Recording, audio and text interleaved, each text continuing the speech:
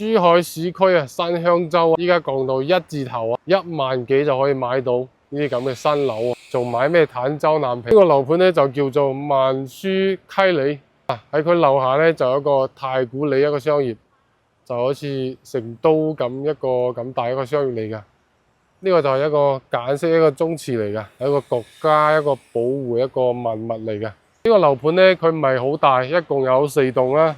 首開係呢個3棟啦，2梯4房，91方到117方嘅一個4房，3到4房。而家呢個價錢一出嚟，成個珠海市區啲新樓、二手樓真係天都塌啦。旁邊就係珠海嘅一個萬源小中學，書包就喺佢嘅一個旁邊。呢度對比旁邊一個萬科城咧係好有優勢嘅，因為佢呢邊嘅話，佢嘅一個商業配套咧會比較完善啲。佢樓下就有一個好大個太古里商業。咁呢度揸車去三武會員店咧，就大概係2分鐘左右，1.9公里，非常之近嘅。喺呢個萬曲溪里後邊咧，就係格力一個總部嚟嘅。咁呢個項目咧都係格力集團開發嘅。係一個國企嚟嘅，明年嘅3月份就可以交樓嘅，可以講係準現樓。你睇佢個場面，依家係全部搞好晒嘅，依家就係剩低一個裝修嘅咋。所以呢個樓盤咧係唔存在中伏呢個講法㗎。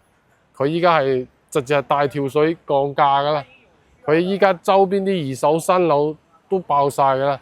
跟住嚟嘅話，坦洲其他嘅地方都會跟住降嘅。嗱，我哋依家去佢嘅一個示範單位睇睇。依家嘅示範單位就設喺呢個4棟啦，2梯4房嘅。呢個就係佢嘅一個入戶大堂。今日好多中介睇樓，我哋依家即時坐電梯上去睇睇。依家睇樓啲人太多啦，等電梯都要排隊。好，咁我哋依家上到嚟板房呢度，2梯4房嘅。呢係2房係91方嘅。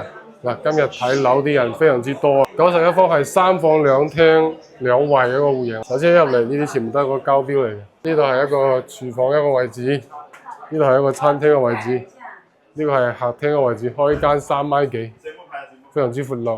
呢個陽台都係非常之大嘅。南望出嘅景觀係比較 OK 嘅，可以望到對面一個格力一個集團。同埋出邊係一個105角度，對面就係坦洲啦。雞頸城依家賣16000幾，係坦洲喎。咁呢度係珠海主城區咧，香洲區咧，買一字頭係非常之平喎。我哋睇下佢嘅一個休息區嘅話，呢度係一個兒童房，呢個係一個公共衞生間嚟嘅。今日睇樓嘅人非常之多啊。呢個係客房嚟嘅。呢一間係套間嚟嘅，係個主人房嚟嘅，帶咗個好大一個飄窗。91方3房2廳2個衞生間。我哋睇下其他嗰個4房個戶型。哇，咁另外兩邊咧係104同118方嘅4房，就係呢邊同埋呢一邊。我哋先睇呢個104呢個4房嘅單位，呢個係入戶一個地方，一個交標嚟嘅。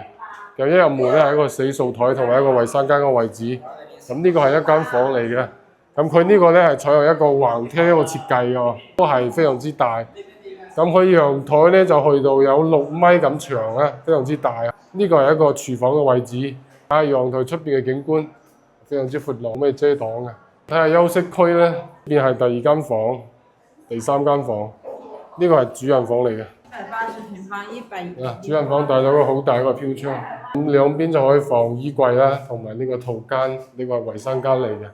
全部都係做好晒嘅，係大裝修嘅。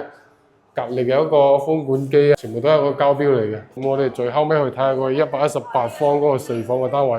呢個就係118方嘅一個4房嘅單位，都係橫廳嘅哦。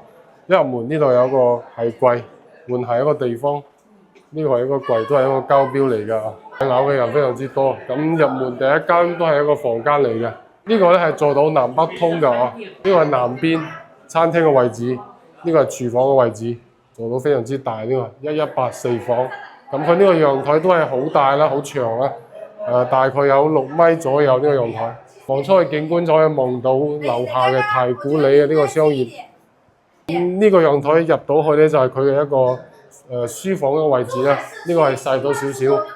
咁呢一間咧就係佢嘅一個兒童房、客房都係 OK 㗎。最後尾呢個咧就係佢嘅一個主人房嘅位置啦。呢兩邊都係可以做一個好大嘅衣櫃，同埋呢個衞生間嘅個位置。呢個戶型咧就林北通 OK 啲呢個戶型。